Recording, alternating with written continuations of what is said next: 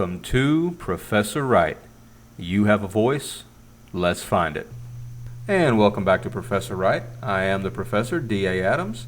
Thank you for joining us again for video number 7. And if I can, before we get started, I don't want to do this too often, but I do want to do it occasionally. If I can take a moment just to promote my own books and ask you to take a look at them. If you're interested, please purchase a copy. As a working writer, that's how we make a living, is by selling our work. And so if you want to check them out, you can find links to each book on my website, daadams.com, or you can search for them on Amazon yourself. Very simple to find, either the Brotherhood of Dwarves, or you can look for The Unquenchable Fire, Book 1 in the Sam Skeen series. All right, so enough of that. Let's move on and get to video number 7. We left off last time talking about double entry notes, and we covered what's important as far as how to get your ideas down in the double entry note format.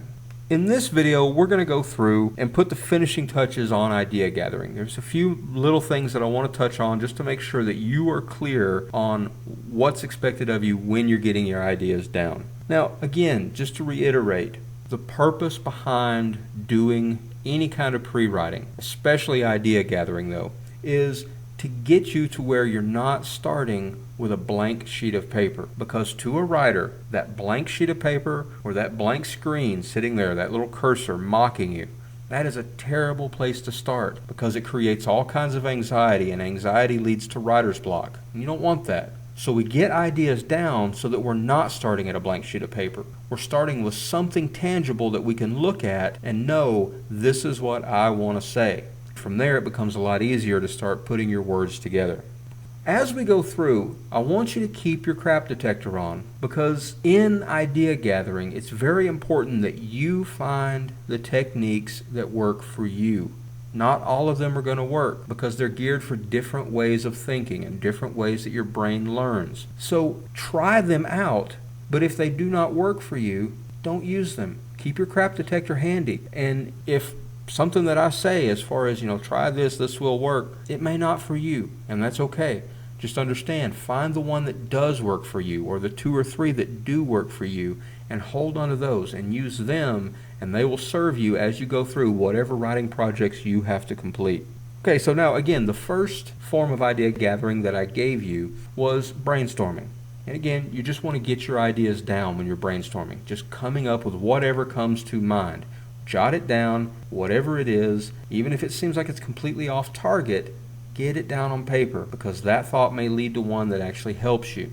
Now, if you try just sitting down and brainstorming and just jotting ideas down on a piece of paper and coming up, and it can be, as I do, sloppy, or it can be as other people do, where it's very neat and orderly. But if you try that and you just sit there and stare at the paper and can't come up with anything, most likely it's not for you. So use your crap detector here and say, brainstorming is not a technique that's going to work for me. And if you discover that brainstorming is not going to work for you, then you move on and you try clustering. And again, with clustering, we just want to take our main idea, branch off from that in different bubbles, and come up with ideas as we can. For those of you who are visual learners, this one will be an excellent technique to use. I've also had students, some very intelligent students by the way in the past, who took their clustering to a whole new level. They actually would color code each layer.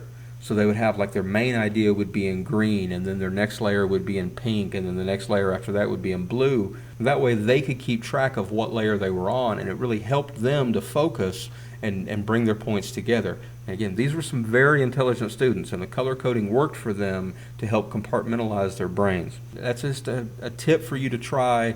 It's a very handy technique that I think works for a lot of people. But again, if you try clustering and it does not work for you, then turn your crap detector on, set it aside, and say, this is not the one for me, and move on to something else. Move on and try free writing. Free writing is an excellent technique for people like me who are verbal learners who need to see things written out in full paragraph form.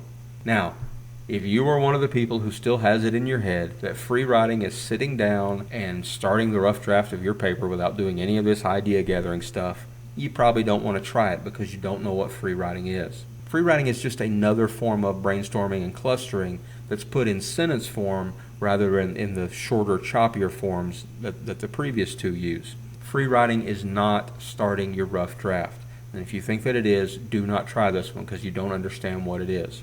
The last one, of course, that we went over is using double entry notes. And the double entry notes are a very effective tool for getting your ideas down. If you did not watch video number 6, I go through step by step and show you how to pull the ideas down, get your physical characteristics written out first, then go through, fill in the second column with your judgments.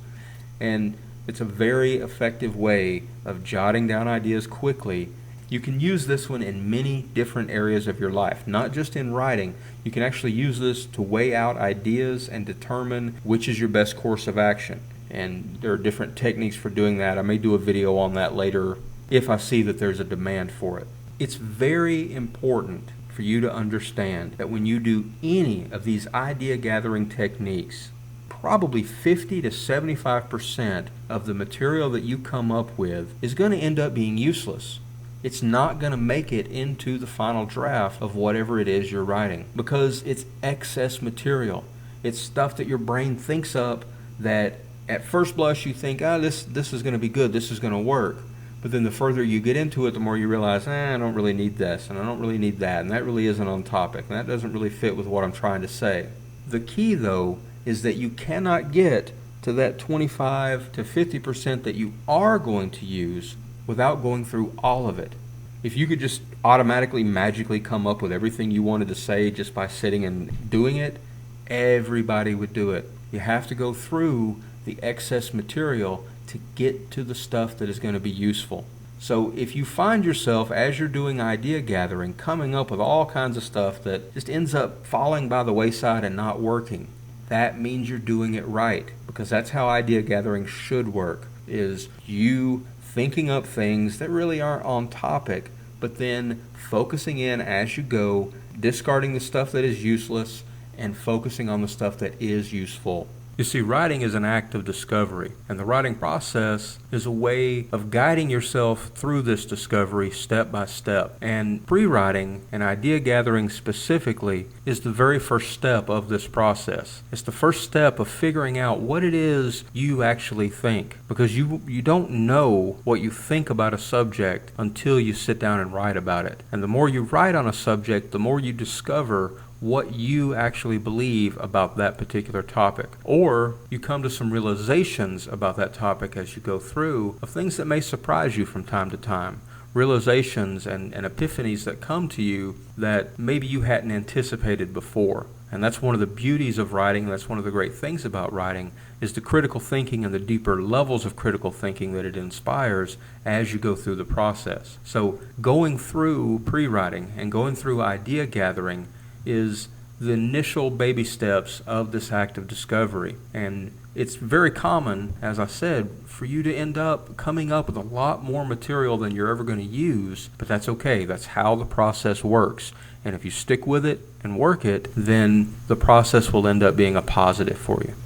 With that said, the purpose of idea gathering is to serve as a springboard to get you into your own thoughts. That's why we're doing this, and that's why we use idea gathering, is to just get you started and get you coming up with things that you want to say.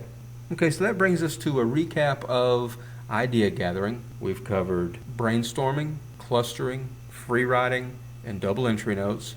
And just also please keep in mind that we will cover research in a much later video. We're going to get into a lot of depth on it. Actually probably cover 3 or 4 videos just on research to get you into it, give you the rudiments of how to do research and what it is you're looking for.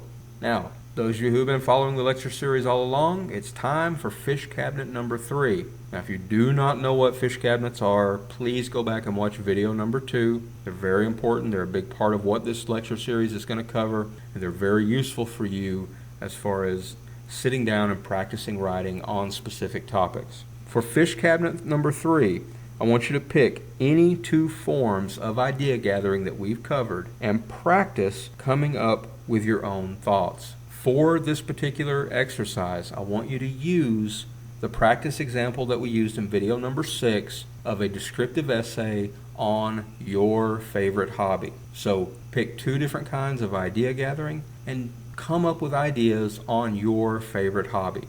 Okay? That's fish cabinet number 3. And that brings us to the end of video number 7. If you will please join us on video number 8, we're going to get into organizing your thoughts. And that'll bring us to the end of pre-writing once we cover organizing your thoughts. All right, so thank you for joining me. I am D.A. Adams, the professor, and we'll see you next time.